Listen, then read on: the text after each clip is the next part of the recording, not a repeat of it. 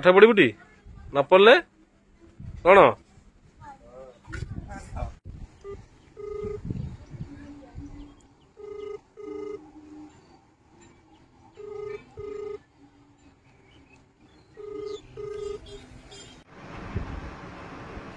नवरुण विद्यालय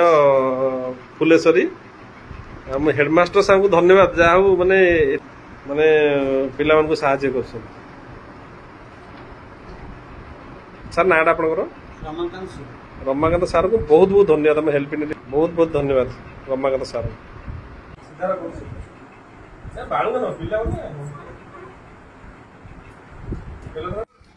भौणी poor admission है एथर खुशी तो कौन कहे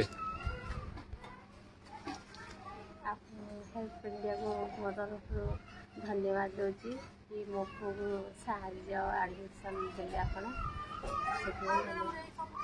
भाई कौन कहे